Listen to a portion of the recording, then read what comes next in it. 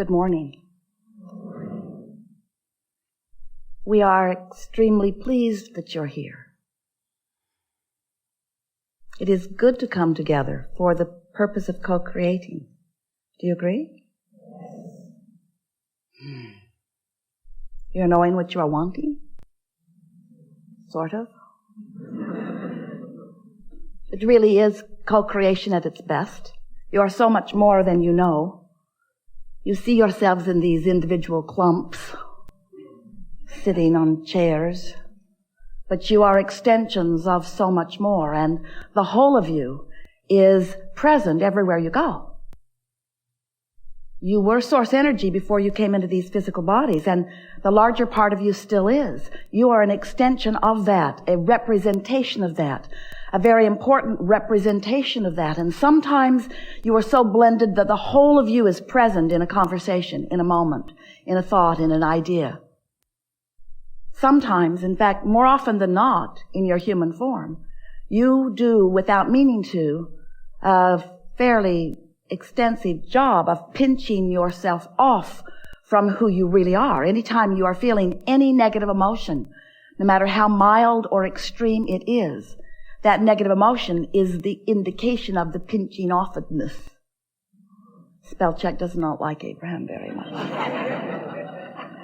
So, when you realize that you are an extension of source energy, and the better you feel, the more you are allowing the whole of you in the moment, after a little while, that could be a very easy to recognize and easier than you may know right now goal to accomplish, because it is not a difficult thing to be fully present.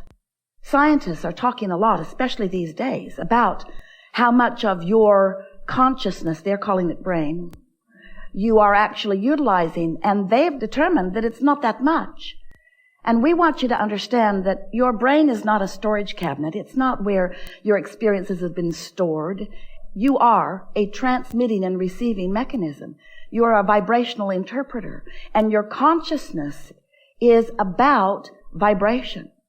So when you focus yourself on some subject, on some condition, on some reality, on something that is important to you, as you give your attention to it, you offer a vibration, whether you call it thought or energy or belief.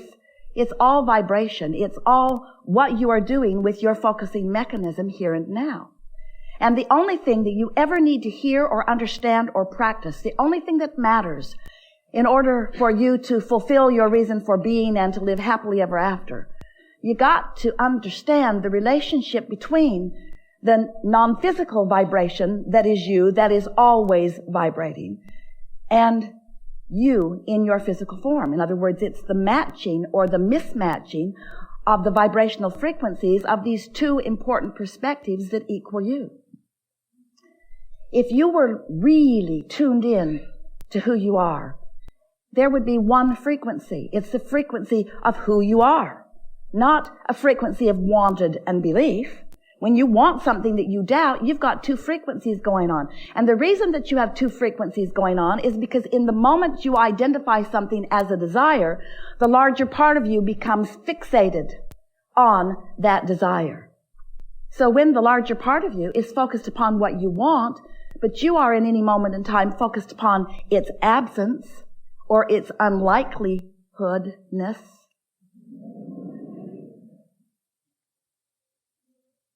playing with Esther because she was editing something yesterday, and she said to us on more than one occasion, Abraham, you've got to stop making up words. And we said to her, you're the one drawing the dirty pictures. That's an old joke that Esther and Jerry told each other almost every day. Esther is the one who finds the words, and she's reaching for the word that really means what we mean. And sometimes it's necessary to add extra syllables on words to really make the point. So when you get it, that you are an extension of Source, and that in every moment you have a relationship with that Source, then life becomes easier because your guidance becomes clearer. And when your guidance is clear, and We want to be very clear about what that guidance is about. It's not about someone thinking you should do something different or that you should be something different. It's about you having defined who you want to be, and the guidance within you just helping you to feel the path of most allowance, which is the same thing as the path of least resistance to that. You're sort of following what we're getting at? You're the one who has sifted through life, who has defined who you really are and what you really want. And then the source within you is just holding that frequency steady so that you can feel your way to it. Esther remembers playing a game as a child and then later with her own grandchildren, the hot and cold game, where someone hides something and then they tell you whether you're warmer or colder in relationship to it. And if the person who hid it knows where it is, and usually they remember, and is letting you know what your physical proximity to it is by the simple warmer, colder, with very little trouble, you can find your way right to it. And your own guidance system functions in precisely the same way. The source within you knows who you have become and knows everything that you desire, and also knows your physical proximity to it.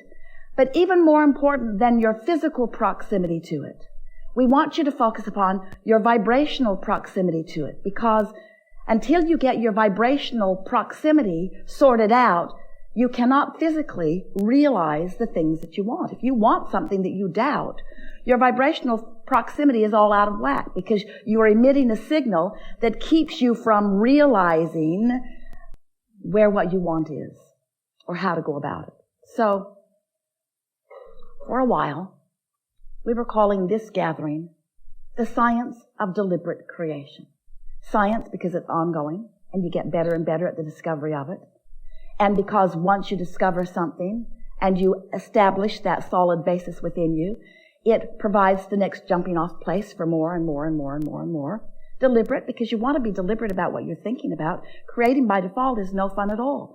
If you're just talking to anybody who talks to you and flowing your vibration all over the place and thinking about what you want in the absence of it and talking about the good and the bad and the things that you want and the pros and the cons and the pluses and the minuses, then you've got your vibration all jacked up. Esther's new term. Not new to you, new to her.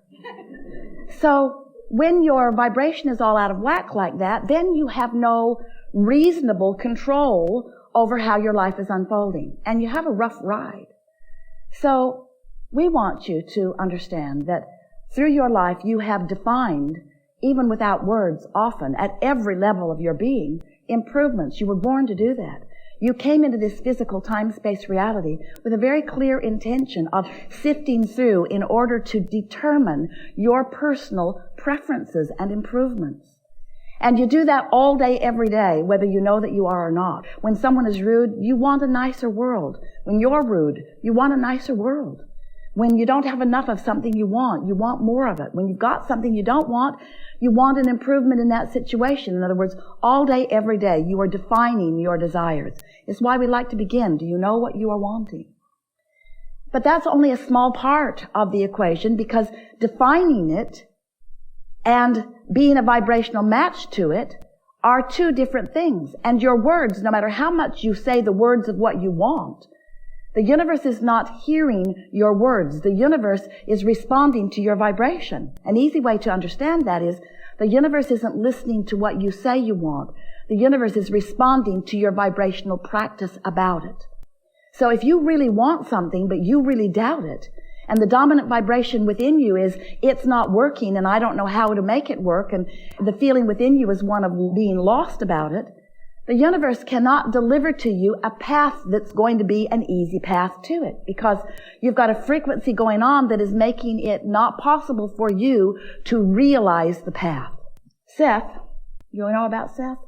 Seth told Rob and Jane, and Jerry and Esther, especially Jerry, devoured those books later on, that you create your own reality. Those were the words that Jane coined in response to what Seth was transmitting to her. You create your own reality.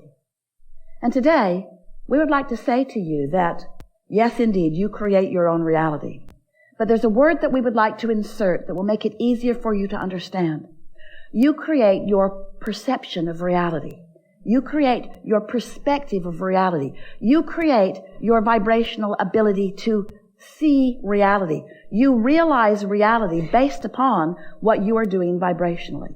So, have you ever watched a documentary, or have you ever been in the experience yourself where you were an eyewitness to something that someone else was an eyewitness to? And since you were an eyewitness to it, you have a perspective of what happened. And as you explain your perspective, you're sure you're right because you saw what you saw. You perceived it. And then someone else explained what they saw, and what they saw was something different than what you saw. And you're sure they're lying. Because what you saw is very valid and real to you. If there is anything that we would like to present to you in a way and find enough analogies and examples to help you really get it, something that would serve you better than all other things put together that you will ever hear from us or anyone else, it would be that your perspective is uniquely yours. And if you could give up your determination to explain yourself in enough different ways to get other people to see it the way you see it, oh, life would begin being sweet for you right now. If you could just accept that everybody gets to create their version of reality, and that you will waste your life in trying to get them to accept your version. Because the life that they have lived and the vibration that they're offering is the reason that they see it as they see it. You can live in the same community and have two very different lives. And what most of you say is, well, of course we live different lives. That guy lives in a mansion and I don't. Of course his perspective is different than mine. That guy inherited money from his daddy and I didn't. Of course we have different perspectives. That person was born da. As you try to explain why you are not all living the same, you miss the only point that matters. You have different perceptions of reality over which you have complete control. But most humans do not exercise any control over your perception of reality because you're so busy dividing and defining and cataloging and pigeonholing reality into different piles and placing judgment upon it. Oh, that's a bad thing. Let's put all those bad things over there and those bad things over there, and they're different in their badness, but they're bad things. And as you spend that natural time defining whether you want it or not, you also, without meaning to, practice the vibrational frequency of the very things that you put in the bad piles. And then, because it's part of your vibration, it prevents you from discovering the good piles. Because your vibration's all wrapped up in what's in the bad piles. And then, we love you so much. You know what's coming next after that statement. And then, you look to something outside of you to make the difference. You look for someone else to fix it. It started with your mother or your father or someone up close to you. Please change this condition. There is a condition in my reality that I see that I don't like. And when I look at that condition, I feel bad. And I don't want to feel bad. That's the first thing you knew about yourself. You don't like feeling bad. So when you're looking at a condition and you feel bad and you associate feeling bad with that condition, then of course it's logical. We get it. Why you want that condition to change. But you are not the boss of those conditions. You are not the creator of someone else's reality. You cannot control the conditions. You are the creator of your own reality.